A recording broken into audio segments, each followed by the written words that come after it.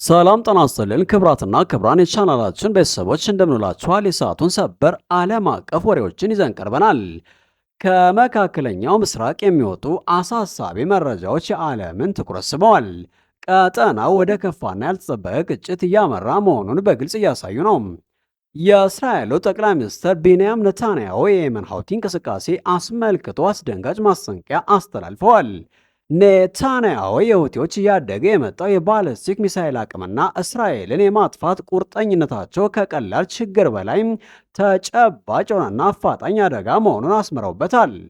በከፍተኛ ወታደራዊና የደህንነት ባለስልጣናት በተገኙበት በአስቸኳይ በተጠራው የጸጥታ ስብሰባ ላይ ጠቅላይ ሚኒስትሩ የእስራኤል መንግስት አቋም እንደተለወጠ ገልጸው ከዚህ በኋላ ወደብ የለም፣ ሁልጊዜም ተነሳሽነትና ቅድመ እርምጃ አለ የሚል አባባላቸው እስራኤል የሁቲዎችን እያደገ የመጣውን አቅም ለመቅጣት ጠንካራ እርምጃዎችን ለመውሰድ ዝግጁ መሆኑን የሚያመላክት ነው። ይህ በእንዲህ እንዳለ የሁቲ መሪ አብድል ማሊክ አልሁቲ በሰማዕታት ቀን ባደረጉት ንግግር ከእስራኤል ጋር የሚደረግ ሌላ ዙር ግጭት የማይቀር መሆኑን አውጀው ለቀጣዩ የመቋቋም ምዕራፍ ዝግጅታቸውን አጠናክረው እንደሚቀጥሉ ቃል ገብተዋል። ይህ ባለ ሁለት አቅጣጫ መባባስ እስራኤል የቅድመ እርምጃ ምልክቶችን ስትሰጥና ሁቲዎችም የማይቀር ነው ሲሉ ሲያውጁ ቀጠናው ወደ አስከፊ የፈንጅ በርሜል ቀይሮታል።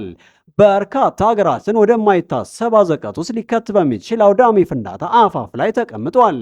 ይህ የክልላዊ ግጭት ማስፈራራት በቀይ ባህር ውስጥ ያሉትን ወሳኝ ዓለም አቀፍ የንግድ መስመሮችን የሚያሰጋ ከመሆኑ በላይ እስራኤልን ጨምሮ ለበርካታ ሀገራት የኃይል ደህንነትና የኢኮኖሚ መረጋጋት ፈተናን ይፈጥራል። የዚህ ውጥረት መጨመር ወሳኝ ክፍል በዘመናዊ የመርከብ መከታተያ መረጃዎች ላይ ተሰማርተው በመካከለኛው ምስራቅ ኢንስቲትዩት ምሁር ገሌድ አህመድ ባደረጉት ጥልቅ ትንተና የሱዳን ሚና ነው። ትንተናው እንደሚያመለክተው ሱዳን ዴፋክቶሪ መሪ ጀነራል አብዱል ፈታህ አልቡርሃን ፖርት ሱዳንን ለየመን ሀውቲዎች ወሳኝ የኋላ በር እያደረጉት ነው ሲሉ ወንጅለዋል። ይህ ከቀላል የጦር መሳሪያ ዝውውር የዘለለ ሲሆን በሚሊዮኖች የሚቆጠር ዶላር የሚያወጡ የኢራን የነዳጅ ምርቶችና ሌሎች ወሳኝ አቅርቦቶችን በቀጥታ ወደ ሀውቲ ቁጥጥር ስር ወደሚገኝ እንደ ሁዳይዳ ያሉ ወደቦች የሚያመራው ውስብስብ የባህር ላይ አውታር መረብን ያካትታል። ይህ ትብብር ዓለም አቀፍ ማዕቀቦችን ለማምለጥ ጂፒኤስ ጃሚንግ እና ጂፒኤስ ሼል ጌምስን በመጠቀም የሚሸፈን ነው።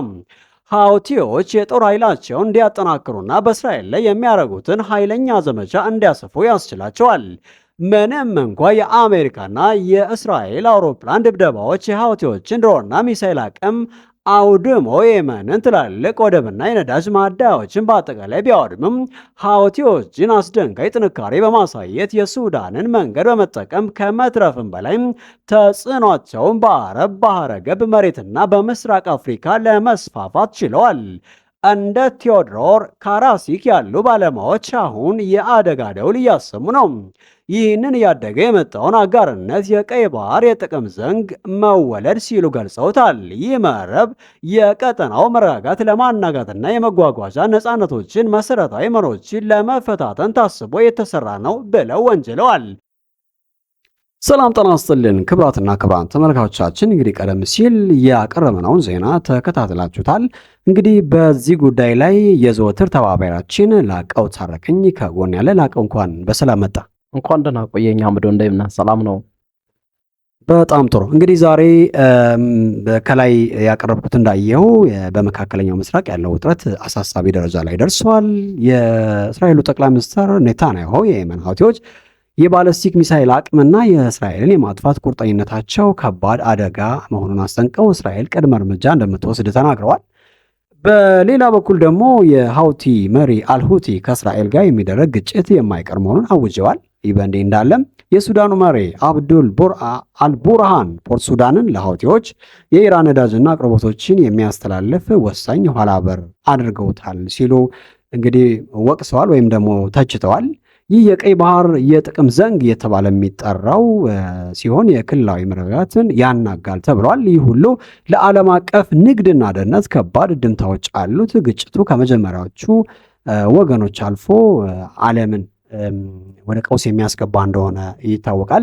እንግዲህ አሁን ሶስት ነገሮች አሉ። የመጀመሪያው የእስራኤል ጠቅላይ ሚኒስትር የሰጠው ማስጠንቀቂያ ጎን ለጎን ደግሞ የሀውቲ መሪ ደግሞ እንደዚሁ የማይቀር ግጭት መሆኑንና ጦራቸው ዝግጁ መሆን እንዳለበት፣ ሌላው ደግሞ ሱዳኑ መሪ በአልቡርሃን በፖርት ሱዳን በኩል ከኢራን ነዳጅ እንዲሁም ደግሞ መሳሪያም በቀጥታ ለሀውቲ ይሰጣል የሚል ወቀሳ ወይም ደግሞ ትችት አቅርበዋል። ከዚህ አንጻር እስኪ አንተ ምልከታ ምን ይመስላል? እንዳልከው ማለት ነው በዚህ በሶስቱ አቅጣጫዎች ወይም በሶስቱ ሁኔታዎች እንግዲህ የእነሱ ውይይታ ነው፣ የአንዳንድ ምሁራኖች እይታ ይመስለኛል። አሁን ያልከውን የፖለቲከኞች ወይም ደግሞ የመሪዎች አይደለም ይሄን ያሉት፣ አንዳንድ ብለዋል። በእርግጥ የሱዳን ኢንተርፌር ልትሆን ትችላለህ እሳቤ ነው የሚመስለው።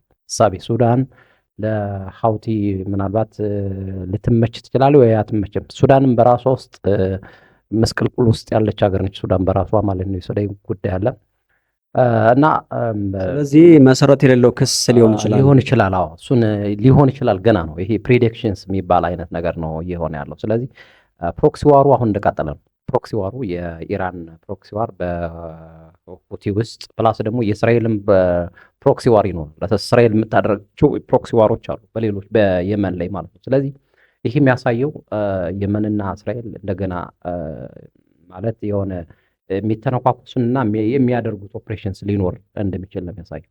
እንደገና ደግሞ ቴንሽኑን በጣም ምንድነው የስጋትና የወታደራዊ ነገሩ ምናምናም በጣም ከፍ ሊያደርገው ይችላል ማለት ነው። የዓለምን ደግሞ የንግድ ሺፒንግ የምትለውን ነገር አሁን እስራኤል ስከስ አንድ እኔ ካየሁት ላይ የመን ኦንላይን ላይ ምናየው መሰለህ ብሎጊንግ ዌብሳይት ላይ ነው እነሱም የጻፉት ነው። እስራኤል ስከስ እነሱን ስትናገር ምንድን ነው የምትለው ይሄ መርከቦችንና አንዳንድ ሰዎችን እንትን ይላል ሲቪሎችን ያግታል ነው የሚሉት ሀውቲ ግን ይሄን ሲያደርግ አላየንም።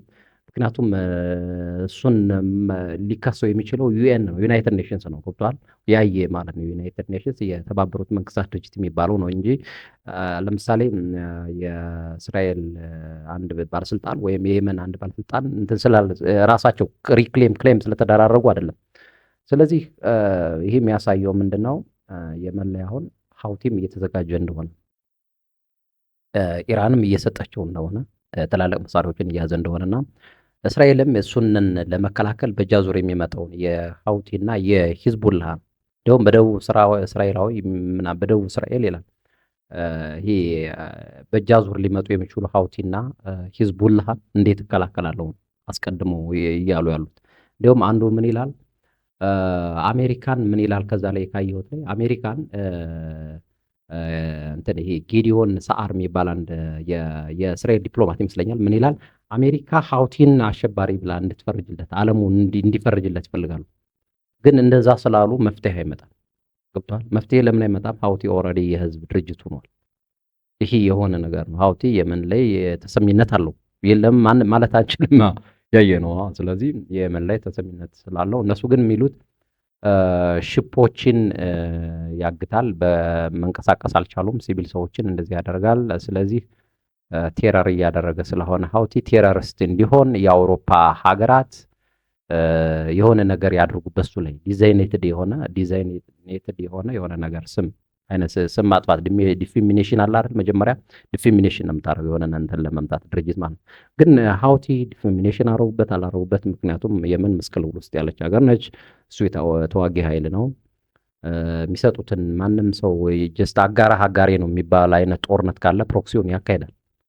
ኦልሬዲ አሁን የመን ምንድን ነው የሚፈልግ የመንን በዓለም ሰው የሚያየው ሀውቲ መንግስትነትን ይፈልግ ይመስለኛል። በእኔ እይታ ነው። በአንተ እይታስ አይመስልህም? ሀውቲ ምን የሚፈልግ ይመስላል? አሁን ሀውቲ ኦልሬዲ የየመን ህዝብ በምስቅልቅል ይቆይ፣ ሌላውም ዓለም ጋር የሆነ አጋርነት ፖለቲክስ ይኖረዋል። ምን የሚፈልግ ይመስላል? የሀውቲ ፍላጎት እንደው ዲዛየር ጥሩ ብላል። አይ ቲንክ የኔም ሀሳብ ከአንተ ብዙም የራቅ አይደለም። ሀውቲ እንዳልከው በጣም ኦርጋናይዝድ ወይም የተደራጀ ድርጅት ነው።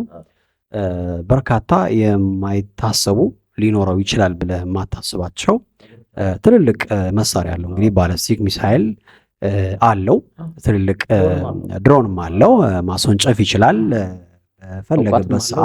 በፈለገበት ሰዓት ወደ እስራኤል የእስራኤልን የሴኪሪቲ ኢንቴሊጀንስ ብሬክ አድርጎ ጥቃት ማድረስ ይችላል።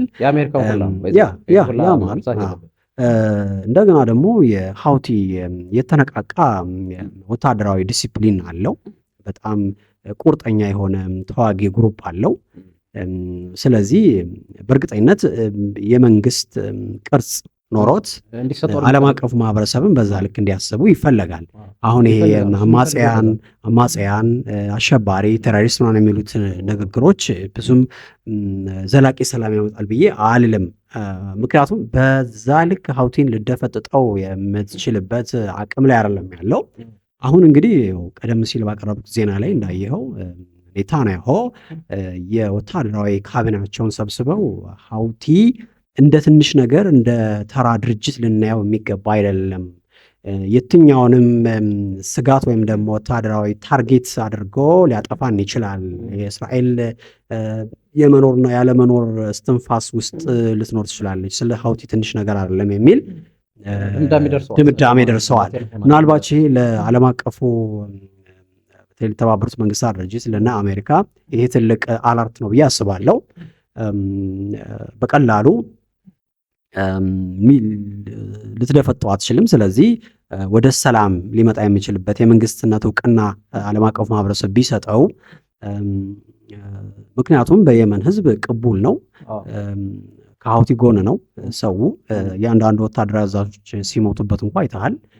ማህበረሰቡ ወጥቶ የእስራኤልና የአሜሪካን ድርጊት ሲቃወም አይተሃል። ከዚህ በፊትም አሜሪካኖቹም እስራኤልም በርካታ ተቋማትን አውድመዋል፣ መሪዎቻቸውን ገድለውባቸዋል። ሀውቲን አጠፋ ነው ብለው ካሉ በኋላ እንኳ ሀውቲ እየፈረጠመ ነው የመጣው። እነሱ አጠፋ ነው ይላሉ፣ ተዳከመ ይላሉ፣ ግን እየፈረጠመ ነው የመጣው። ይሄ ማለት ደግሞ ቀጠናው ላይ በቀላሉ የማይበገር ኃይል እንዳለ እንግዲህ ከዚህ ጎን ከሀውቲ ጎን በነገራችን ላይ ኢራን የለችም አይደለም። ኢራን የራሷ ፕሮክሲ ዋር ታካሄዳለች፣ የራሷ ኢንተረስት አላት፣ ቀጠና ላይ ኢንተረስት አላት።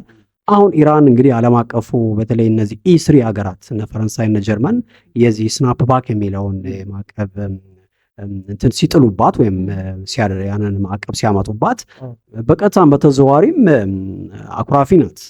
ባኪንግ ዘ ሃንድ የሚባለውን ይሄ እጇን መጠምዘዝ ነገር ነው። ባይዘው የእጅ ጥምዘዛ ወደ ኋሊት መጠምዘዝ አይነት የሚባለውን ፖሊሲ በኢራን ላይ ያደርጋሉ። ኢራንም የእነሷን እጅ ላለ መጠምዘዝ የምታደርገው ሙከራ ይኖራል። በእርግጥ ነው ይሄ አሁን እኔ ግን ሳየው አሁን ሀውቲ ኦልሬዲ ባለፈው አውርተናል። ሀውቲ አሁን ኃይለኛ ኃይል ነው። ምክንያቱም ኦልሬዲ ከ500 ከ600 ሺህ በላይ ጦር ያለው የራሱ ያለው ህዝብን ያሰለፈ ድርጅት ነው ሀውቲ። አሁን መንግስታቸው አለ፣ የመን መንግስት ኦልሬዲ በሳውዲ ውስጥ ነው ያለ መሰለኝ በውክልና አይደል። ሪያድ ባለፈውም ስናወራ ነበር ይመስለኛል። ሪያድ በውክልና ያለ መንግስት ማለት ልክ አንድ ንጉስ የሆነ ሰዓት አገሩን ሰጥቶ ወደ ሆነ ቦታ እንደሚሄድና መፍትሄ ያለ መፈላለግ ማለት ነው። ግን እንዳለ አትቆጥረው፣ ምክንያቱም ኦልሬዲ እነሱ ነው ያሉት። በነገራችን ላይ አሁን ሳውዲ ስትል ምን ትዝ አለኝ መሰለህ፣ ሰሞኑን እስራኤል ላይ ብቻ አይደለም ማስጠንቀቂያ የላከው ሀውቲ ሳውዲ ላይ የምታደርገው አለ። ገለልተኛ የሚመስል ነገር አንዳንድ ለማሳየት ሞክራለች። ግን ሀውቲን ብዙ ጊዜ እንደ ስጋት ታያለች ሳውዲ ሀውቲን እንደ ስጋት ታያለች። ምክንያቱም ሀውቲ እንደ ድርጅት ቃጥ ብሎ መቆም ይፈልጋል። ይሄ በተለይ ምንድን ነው ዲፔንደንት መሆን አይፈልግም። ሳውዲ ደግሞ በቀጥታም በተዘዋዋሪም እነዚህ አልፎ እነዚህ የኢስላም ሀገራት ሀውቲ ባይዘው እጁን መጠምዘዝ አይፈልግም። የራሱን ባህል እሴት ጠብቆ ሆነ ያየሁት የራሱን ባህል እሴት ሀገራትን ጠብቆ የራሱን ሀገር መምራት ነው የሚፈልገው። የሀውቲ እይታ ይህ ይመስለኛል እኔ ሳስበው ነው። ስለሌላ ሀገር ደግሞ ጀስት አንዳንዴ በቀጠናው ላይ የሚኖር ተሰሚነትና አንዳንድ አንተን ዲፌሚኔሽን የሚያካሂዱበት አካላትን ልጠላም ከነሱ ጋርም ወዳጅነት ላታደርግ ትችላለህ። አሁን ዲፌሚኔሽን አድርገውት ይመስለኛል እንጂ እስራኤል ላይም አሜሪካም ላይ ተጽዕኖ የሚያደርገው እነዚህ ሀገሮች ምዕራባውያንም ጨምሮ ይሄ የአውሮፓ ሀገራትን በሀውቲ ላይ እንትን ስለሚሉ ይመስለኛል። ማለት ይሄ ዲፌሚኔሽን ያካሂዱበታል። ዲፌሚኔሽን ስም ማጥፋት ማለት ነው። እና ኦልሬዲ መንግስት መሆን የሚፈልገው ይመስለኛል። ኢንተርናሽናል የሆነ ኮንቬንት የደረገ ናሽናል ስቴት የየመን ናሽናል ስቴት መሪ እንደሆነ የየመንም ህዝብ ባይዘው ስቃይ ውስጥ ናለው አሁን በዚህ ለ10 ምናምን ዓመታት ምናልባት አይደለ እንደዛ ነው። በዲፌሚኔሽን ምክንያት ኦልሬዲ የመን እንደፈረሰች አድርገው ነው ምዕራባውያን የሚያቀርቡ። የመን ፈርሳለች የሚሉ ግን ሀውቲ የመንን አላፈረሳትም። ምክንያቱም ፈረሰች የምትለው አንዱ ግዛት ላይ ሌላ መንግስት ኖሮ ሌላ ግዛት ላይ ሌላ መንግስት ቢኖር የመን አልፈረሰችም። ኦልሬዲ ኦን ዲፌክቶም አይደለችም የመን። ዲፌክቶ ስቴት የምትላት 2 ወይ 3 ኃይላት በተለያየ ነገር ሆነው አንደኛው መንግስት ፈጥሮ አንደኛው መንግስት ፈጠረ ነው። ይሄ ሀውቲ ግን እንደ ሱዳን አይነት ሱዳንም ገና ነች፣ ወደዛም አልገባች፣ ግን ዲፌክቶ ላይ ግን ወደ የመን ስትሄድ ዲፌክቶ አይደለች። ሀውቲ በአራት አቅጣጫ የተዋጋ ሀገሩን ኦልሬዲ የመንን ይዟል። እንግዲህ ከመንግስቱ ጋር መስማማት አለመስማማት የእሱ ሁኔታ ነው። መንግስቱ ጀንደራባ ነው ብያለሁ ባለፈው የየመን መንግስት። ግን አሁን ሀውቲ ወደ መንግስትነት እንዲመጣ ኢንተርናሽናል ስታንዳርድ የሆኑ ፖሊሲዎችን ይፈልጋል፣ በራሱም በተለያዩ ዓለማት ማለት ነው። እና እስራኤልም አሜሪካም ምዕራባውያን የሚያደርጉት ዲፌሚኔሽንን ነው አሁን እሱ የሚቃወሙ ይመስለኛል እንጂ ሀውቲ ሰዎችን አግቶ በተለያየ ሀገር ወደ የመን በስደት ማይግሬት የሚያደርጉ ከአፍሪካም ከአውሮፓም ከአረብ የሚሄዱ ሰዎች ይኖራሉ። አይዶ ነው ከአውሮፓ አይደለም አለለም ከአውሮፓ የሚሰደድ ስለሌለ ከአፍሪካና ከዚህ ከአረቡ ሀገራት ከሚድል ኢስት የሚሄዱ ሰዎችን ሀውቲ ስነ ስርዓት ባለው ወይ ነው የሚያስተናግደው። ኦልሬዲ የሀገሩ መንግስት ነው ለሀገሩ ማለት ነው ሀውቲ። ሰዓታችን ከዚህ በላይ ሊያስኬደን አይችልም። እስኪ እንደ ሀሳብ መጨረሻ የምትለው ካለ? መጨረሻ ምለው አሜሪካ ስለ ሱዳን አርሚ ባክድ ካውንስል ቱ ሚት ዩኤስ ትሬስ ፕሮፖዛል የሚል ነገር እነ ኢጅፕት፣ ዩናይትድ አረብ ኤሚሬትስ እና ስለ ሱዳን ጉዳይ በተወያዩበት ማለት ነው። አሜሪካው ምን እያለች ነው? የሱዳንን አሁን አልቡርሃን ነው አይደል? አንዳንድ ሰዎች እንደሚሉት የአልቡርሃን ኃይል ለፖርት ሱዳን ለሀውቲ ያስጠቀመው ነው የሚለውን ማለት ነው እየመጣ ነው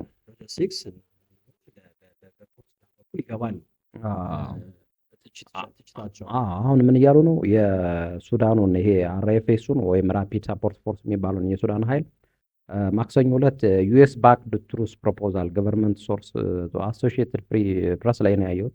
ይሄ የሱዳን ፓሪ ሚሊታሪ ፎርሱ ኤልፋሽርን ከኮርዶፋን በተጨማሪ ኤልፋሽር የሚባል ከተማን ይዟል መሰልና ጦርነት አታድርጉ፣ ሲቪሎቹ እየሞቱ ስለሆነ ረሃብም ችግርም በሽታም ስለገባ ባላችሁበት ሁለታችሁም ባላችሁበት ሲስፋየር እያለች ነው አሜሪካ ለሱዳን ማለት ነው። ግን ሊሰሟት አልቻሉም። ምክንያቱም አሁን ይሄ የሱዳን ሚሊታሪ ሄጄ እንትን ይላሉ ይላል። የሱዳን ሚሊታሪ እንትን ሲል አርሚው ደግሞ እንትን ሲል ራፒድ ፎርሱ ይመጣል። ስለዚህ ሊስማሙ አልቻሉም ሁለቱም ማለት ነው።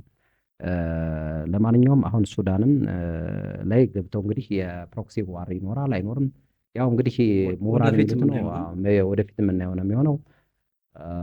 ሰላም ለህዝብ ለዓለም ህዝብ ቢሆን ደስ ይለናል እኛ እንደ ሰው ማለት ነው። እና ደግሞ ትክክለኛ ፍርድ የሚሰጡ ሰዎች ቢመጡ ዓለም ላይ አሁን ዓለምን በጣም ምስቅልቅል ያገባውም ፍርድ ገምድልነት ስለሆነ ማለት ነው። ቢያስማማ ዓለምን ስቴብል ሆስታይል የሚያደርግ ነገር ቢመጣ ጥሩ ነው ብዬ አስባለሁ። ጨርሰናል። አመሰግናለሁ።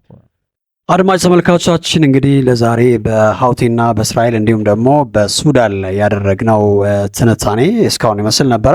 እንግዲህ ፕሮግራማችንን ሰብስክራይብ፣ ላይክ፣ ሼር እያደረጋችሁ እንድትቆዩ ወይም እንድትደግፉን እንጠይቃለን።